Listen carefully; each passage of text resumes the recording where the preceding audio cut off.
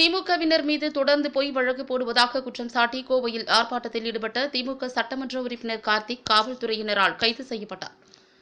கோவை மாநகராட்சி அலுவலகம் முன்பாக திமுக சட்டமன்ற உறுப்பினர் கார்த்திக் தலைமையில் ஆர்ப்பாட்டம் நடத்தப்பட்டது. திமுகவினர் மீது தொடர்ந்து பொய் வழக்கு போடும் காவல்துறையின் நடவடிக்கையை கண்டித்தும் அமைச்சர் எஸ்.பி. வேலுமணி தூண்டுதலால் திமுகவினர் மீது இதுபோன்ற பொய் வழக்குகள் போடப்படுவதாகவும் குற்றச்சாட்டு முன்வைக்கப்பட்டு திமுகவினர் ஆர்ப்பாட்டத்தில் ஈடுபட்டனர். தனிமனித இடைவெளி விட்டு திமுகவினர் ஆர்ப்பாட்டத்தில் ஈடுபட்டனர். கோவை மாவட்டம் முழுவதும் உள்ளாட்சி அமைப்பு அலுவலகங்கள் முன்பு இந்த போராட்டம் நடைபெற்றது. தொடர்ந்து போராட்டத்தில் ஈடுபட்ட திமுக சட்டமன்ற உறுப்பினர் கார்த்திக் உட்பட 15 பேர் கைது செய்யப்பட்டனர். வழக்கு போடாதே, கண்டிக்கிறோம் கண்டிக்கிறோம் கண்டிக்கிறோம் கண்டிக்கிறோம் கண்டிக்கிறோம் கண்டிக்கிறோம் கண்டிக்கிறோம் எஸ்.பி. வேலுமணியை கண்டிக்கிறோம், எஸ்.பி. வேலுமணியை கண்டிக்கிறோம், நிர்வாகத்தை கண்டிக்கிறோம்,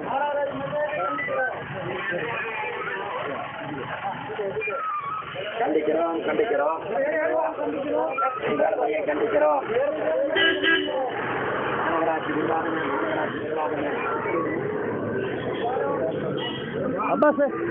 சிறையில் அடைக்கப்பட்டிருக்கக்கூடிய மாவட்ட செயலாளர் சென்ட்ரல் செல்வராஜ் அவர்களை உடனடியாக வெளியிட வேண்டும், அவரை ரிலீஸ் செய்யணும்.